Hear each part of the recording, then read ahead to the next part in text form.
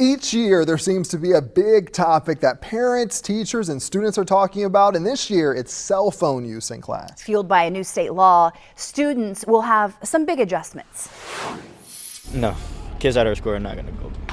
It's just not going to happen. I think that's really going to help students focus more. We're going to be on our phones. There's no stopping it. They've all got earbuds. They're going to be on their phones anyway. Like it or not, with 85 yays and 14 nays, House Bill 1105 passed. I think it's great. I think kids are very distracted by cell phones, kids and adults both.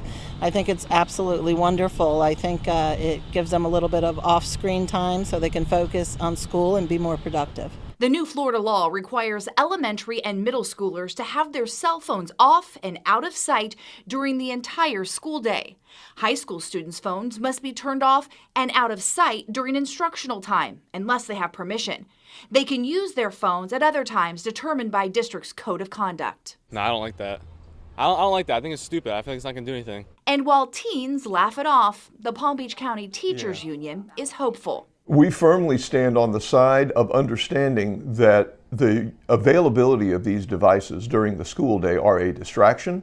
They have contributed greatly to shorter attention spans, a lack of focus, and a lack of endurance. Since it's coming in the form of a law, it's serving notice to everyone societally. We understand the benefit of these devices, but we also understand that there are some pitfalls. And in an effort to continue to maximize our student achievement, we're going to do what is necessary to minimize its impact negatively so that students can learn all that they can and need during the school day and become successful adults. Well, now we want to bring in the experts. Joining me are Dr. Robin Cassell, a psychologist right there in the middle, Dr. Vasila Bienenstock, who works in a practice that really helps with parent coaching down there on the end, and Dr. Selena Moore, a local pediatrician. Thank you so much for being with us. Want to dive right in because we know the core issue of all of this is mental health and protecting these young brains. So Dr. Moore, I'm going to dive right in with you. What is the appropriate age for a child to have a phone? It's kind of a big question, right? And it's really hard to put it into like one number because it really depends on the situation of the child and the family itself. If I would rule the world, I would wait until puberty, and after puberty starts and after there's a lot of the frontal lobe development that has already been settled a little bit, before we introduce the entire internet at the fingertips. So I think there's a little bit of a difference between having accessibility to your friends when that's really important, forming those peer-to-peer contacts in earlier, like tweenhood, and having all this comparison to social media and internet when you're still developing your identity. So I would probably say for the internet and social media and everything, probably 13 around there. And I know phones are really important in the younger kids, middle school kids, and I would really recommend a flip phone. So they have some accessibility with their peers, but also the safety. Okay. Dr. Patel, do you agree? I absolutely agree. These kids' brains are not fully formed yet. The frontal lobe doesn't finish developing until the early 20s for women and the late 20s for men. And so they can't make good decisions yet. They don't have great perspective.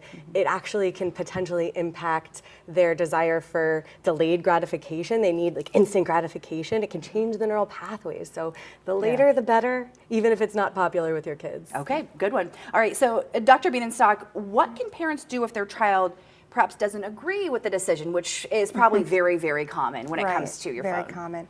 Yeah, I think it really depends on the age of the child. So if they're younger, they're not going to be able to have a real conversation about it.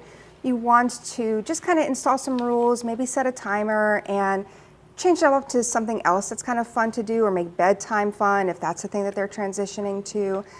If they're a little older, I would say like middle school and up, just that adolescence, they're at that point where they don't really want to just be told what to do. They want to be a part of the conversation. And when you make them part, you actually help them learn and help them learn how to make those decisions for themselves when you're not there with them. So asking a question like, what makes you want to stay on your phone or tablet longer? And empathizing, okay, I understand that. I understand it's important for you to maybe continue this conversation with your friends, or there was something really fun that you were doing or looking at. But at the same time, you know that we need some balance in this household on use of devices.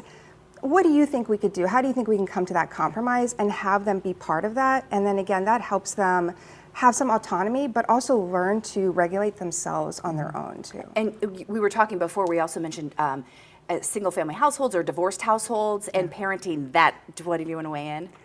Yes, what I usually tell my parents is there are certain rules at school, there are certain rules on the soccer field, there are certain rules at mommy's house, and there are certain rules at daddy's house. And I can't, as a mother, tell father what to do, or the coach what to do, or the teacher what to do, but these are the rules in my house. Okay, I want to go through all three of you quickly, the best do's and don'ts as a parent navigating this new world. We'll start with you, Dr. Moore. I would say definitely have times where you're not allowed to use the phone. Mealtime, bedtime, family time. And parents should also do as they say and model that behavior for their kids. Yes, absolutely. I think it's important to have this be a beautiful back and forth experience between parent and child, and so you're gonna come into conflict. You're gonna find your kid texting at 2 a.m. perhaps, unless you dock the phone in your room. Dock it in your room. Yes. But if there are moments or there are social media blips, you know, it's really important that you use it as a learning experience with the kid, not shame them, but rather have a conversation.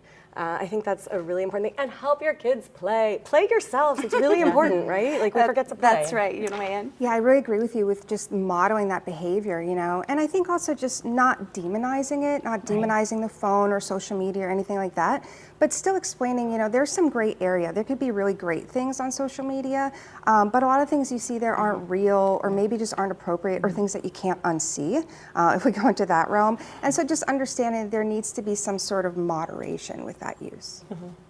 Important reminder, there are some exceptions to the new rules. So if you think your child might need a phone to contact you, you can always contact your school and make some adjustments. But it's going to be difficult. It's going to be different for students and for teachers. And so hopefully parents can talk to their kids about this before it all gets started. Absolutely, and it's worth noting Martin County has a stricter policy than the state law.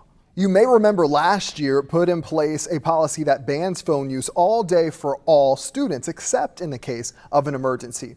If a phone is out, it's confiscated and taken to the front office where a parent or guardian has to pick it up. The superintendent says after a few months, they noticed a difference in student behavior. The students realized, I'm not missing the phone as much as I thought I would, right? Or I'll find alternative times to be able to access the phone, and that's fine, as long as it wasn't during instructional hours. And by the last month of the first term last year, the district says it saw a more than 70% decrease in phone violations. And St. Lucie County updated its code of conduct for elementary and middle schools to follow this new state law.